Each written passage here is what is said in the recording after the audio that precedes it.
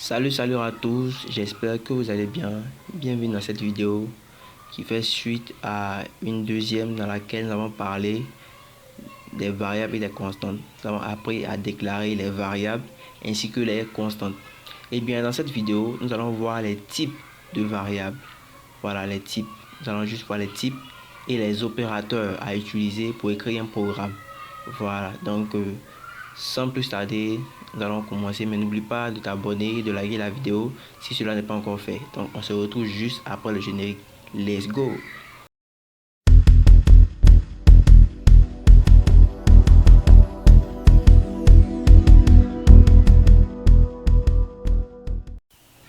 Ok les gars, donc sans plus tarder, nous allons passer à la définition d'un type. Des types. C'est quoi un type? Le type de données spécifie la taille occupée par les données en mémoire, les données qui lui sont applicables ainsi que l'intervalle de données autorisé. Voilà, donc nous devons comprendre ici qu'il existe plusieurs types de données, plusieurs types de données. Donc nous devons définir, quand nous écrivons un programme, après la déclaration des variables ou des constantes, nous devons définir les types. Voilà, nous devons définir les types de variables. Nous avons plusieurs types de variables, mais dans cette vidéo, nous allons voir seulement que les types élémentaires.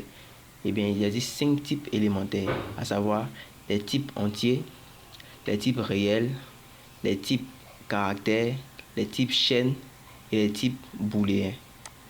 Donc, lorsqu'on parle de type entier, c'est quoi réellement? Nous devons comprendre que les types entiers, c'est tout simplement les nombres qui sont soit positifs ou négatifs. Voilà. Elle peut être positive ou négative, mais elles ne contiennent pas de nombres à virgule. Nous avons aussi les types réels. Dans les types réels, nous avons les nombres à virgule. Donc ici, elle peut être négative ou positive, mais sa particularité, c'est qu'elle comporte des virgules. Donc ce sont des nombres à virgule. Donc juste des nombres à virgule. Maintenant, nous avons aussi les caractères. Donc c'est quoi les caractères? Bon, un caractère, c'est tout simplement un mot, bon, alphabétique, une lettre alphabétique, ou aussi un symbole, voilà, qui est délimité par deux griffes. Par exemple, je prends A. A représente ici un caractère, comme ça. C'est comme ça que sont numérotés les caractères. Point B, C, tout dépend de nous. Tout ce que nous voulons afficher, c'est ces caractères que nous allons prendre. Nous avons aussi les chaînes de caractères. Bon, ici on prend chaîne, mais on peut appeler aussi chaîne de caractères. Donc vous voulez comprendre que c'est un ensemble de caractères. Un ensemble composé de caractères. Donc ici, je prends par exemple, ici on peut prendre par exemple pour écrire un message, une phrase, un nom pour afficher, voilà. Tout simplement, je prends par exemple, si je dis je, tout simplement je, voilà, et je ferme. Vous voyez que ici il y a un mot à l'intérieur, donc ça devient un ensemble de caractères. Donc ce sont les caractères qu'on a mis ensemble pour former un mot qui est à l'intérieur, voilà, des griffes. Alors que à la différence de la chaîne, les caractères, eux, ils ont seulement qu'un seul élément à l'intérieur. Voilà, donc c'est ce qui les caractérise un peu. Maintenant, quand nous parlons de booléen, c'est un ensemble où nous pouvons avoir seulement que deux valeurs. Soit la valeur elle est fausse, il faut, ou aussi vrai. Donc vrai. Voilà. Soit on a vrai, soit on a faux. Là c'est des types booléens. Donc ce sont les deux caractères. Donc souvent aussi on a tout le monde deux valeurs, vrai ou faux, ou bien 0 ou 1. On dit comme ça. La plupart des temps on utilise beaucoup le vrai ou faux. Donc ici c'était juste une parenthèse pour les types. Voilà. Donc chaque variable, comme nous allons définir une variable, ça va donner les types. Voilà. Par exemple, pour un programme qui calcule la moyenne, nous savons tous que dans une moyenne, la moyenne de quelqu'un, on peut avoir des nombres à virgule. Donc comme nous pouvons avoir des nombres à virgule, alors que nous allons définir les variables, par exemple, moyenne, et pour moyenne, il prend moi. Voilà, moi, 2 points. Moi, je définis d'abord la variable. Moi, 2 points, je mets alors comme type, je mets réel, tout simplement. Voilà, type réel, c'est tout. Donc c'est un peu comme ça. Donc tu mets d'abord le nom de la variable, 2 points, et tu mets maintenant le type. Et ici, c'est de type réel parce que c'est la moyenne. La moyenne, on peut avoir un nombre à virgule. Donc, nous allons passer, si c'est bien compris, nous allons passer aux opérateurs. Ok, d'abord, nous allons la définition et ensuite, nous allons essayer de détailler un peu. Donc, un opérateur est un signe qui relie au moins deux valeurs produites pour produire un résultat. On distingue à cet effet les opérateurs arithmétiques, les opérateurs de comparaison ou relationnels, et les opérateurs logiques, les opérateurs de concaténation. Donc, dans cette vidéo, nous allons voir aussi en détail quels sont ces différents opérateurs. Voilà, donc les opérateurs sont indispensables pour un informaticien ou pour un développeur à connaître. Voilà, nous devons connaître ça préalablement. Par exemple, elle varie selon le langage de programmation. En algorithme, ici, elles ne sont pas trop, c'est les mêmes trucs qu'on utilise d'habitude. C'est quelques-uns qui changent tout simplement. Donc ici, nous allons parler en premier lieu des opérateurs arithmétiques. Voilà, donc ici, nous avons les opérateurs arithmétiques, nous avons la représentation en algorithme. Donc, pour l'addition, nous avons le signe plus. Pour la soustraction, même chose, le signe moins. Pour la multiplication, nous avons tout simplement étoile. Voilà, c'est pas le la multiplication qu'on connaît, mais tout simplement étoile. Ok. Donc, pour la division, nous avons tout simplement une barre verticale. Ok, un peu tordu.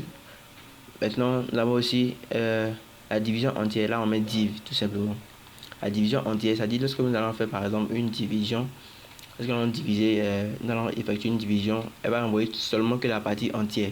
Voilà, le nombre à virgule, tout ça, elle ne prend pas en compte tout ça, mais elle va donner seulement que la partie entière. Voilà. Donc, on continue, on aura le temps de voir ça après. Nous avons aussi le modulo. Modulo, elle ramène le reste d'une division. Et ici, pour la puissance, on met tout simplement un petit signe comme chapeau. Voilà, c'est ce qui caractérise, c'est l'opérateur de la puissance. Par exemple, si on écrit is au carré, nous mettons is tout simplement et puissance 2. Si on met is au carré, met is et juste la puissance ici et met 2. Donc ça fait ça va nous donner ça, c'est égal aussi à x au carré. Voilà, c'est équivaut à x au carré. Donc remarque, les opérateurs arithmétiques sont toujours utilisés avec des nombres. Les opérateurs div ramènent le quotient d'une division entière. Voilà, exemple, est-ce qu'on divise, nous faisons la division 9 divisé par 2 est égal à 4. Voilà, tout simplement 4. Ok, donc il conserve que la partie entière du quotient. Voilà, du quotient, c'est un peu ça. Par exemple, si je prends, on va essayer. Nous avons par exemple ici 9. Ok, le divisons par 2. Mais il va les 4 fois. On aura combien ici? 8. Voilà. Et la soustraction, on aura 1 ici. Ok. Donc ici, on aura 1. Vous voyez qu'on aura 1. Donc ici, si on veut continuer encore, on aura, bon, ici on voit que c'est un peu truc, on ne pourra pas. Donc on va passer une virgule. Donc ici, on va mettre 1, 0. Et puis ici encore une virgule. On fait 10. Maintenant ici, on aura combien? On aura 5. 2 fois 5, 10 qui vont donner ici tout simplement 0. Voilà, donc on aura 4, normalement on aura 4,5. Mais vu que nous avons l'opérateur div ramène seulement que le quotient. Voilà, ramène le quotient, la partie entière du quotient. Donc puisqu'il ramène la partie entière du quotient, alors le résultat de 9 div 2, div 2 va être égal tout simplement à 4, qui est la partie entière. Voilà, c'est un peu ça. Maintenant, nous avons les opérateurs. Nous avons les opérateurs de comparaison ou relationnels. Donc les opérateurs de comparaison sont juste des signes, voilà, des types. Ils sont généralement utilisés pour les types booléens, pour la vérification de vrai ou faux, comme on le disait tantôt. Donc la comparaison, nous avons supérieur, les signes supérieurs, inférieur, signe inférieur, égalité, pour l'égalité c'est toujours égal, supérieur ou égal c'est supérieur ou égal, inférieur ou égal c'est d'abord le signe inférieur et après égal. Pour la différence, on met tout simplement les deux signes, inférieur pour dans un premier temps et supérieur, ce qui marque la différence. Ou aussi, on met tout simplement le point d'exclamation suivi d'égal pour marquer la différence. Voilà. Donc ici, exemple, on a 8 est inférieur. On a le 8 qui est inférieur à 7. ça c'est égal à quoi? À faux. Parce que nous tous nous savons que le 8 est supérieur à 7. Donc là c'est faux. Là c'est un type. Si vous voulez voir le type de cette opération, c'est le type booléen. Voilà, parce qu'elle a deux solutions seulement. Soit elle est vraie, soit elle est fausse. Voilà, donc ici on a 8 supérieur à 7, là elle est vraie. Voilà, donc ce sont les deux réponses seulement que nous pouvons avoir. Donc dans le cas là, si on demande le type de cette variable ou de cette opération, c'est le type booléen. D'abord aussi les opérateurs logiques. Voilà, donc les opérateurs logiques c'est quoi? Un opérateur logique c'est quoi? Donc on a la négation qui est non, l'intersection qui est et, l'union qui est ou. Donc comme remarque ici, une condition est une expression de type logique. Il lui correspond deux valeurs possibles, vrai ou faux. Voilà, donc c'est un peu ça. C'est juste pour les opérateurs logiques, par exemple comme les booléens, vrai ou faux, c'est tout. Donc nous avons aussi les opérateurs de concaténation. Voilà. Donc un opérateur de concaténation est utilisé pour fusionner ou joindre deux chaînes de caractères. Dans de nombreux noms de langage de programmation, le symbole plus est souvent utilisé comme opérateur de concaténation pour les chaînes de caractères. Par exemple, si vous avez des chaînes bonjour et monde, les concaténations avec l'opération plus donne bonjour monde. Voilà, tout simplement. Donc c'est juste un peu ça. Concaténation, c'est pour de fusionner deux chaînes de caractères. Donc ici c'était juste pour donner les types, voilà, et les opérateurs que nous pouvons utiliser en algorithme. Donc dans la prochaine vidéo, nous allons voir les instructions. Ça c'est la partie la plus importante dans la conception d'un algorithme. Donc je vous prie, si ce n'est pas encore fait, de vous abonner, d'activer la cloche de notification si ce n'est pas encore fait, afin de ne rien manquer dans les vidéos prochaines. Donc je vous remercie.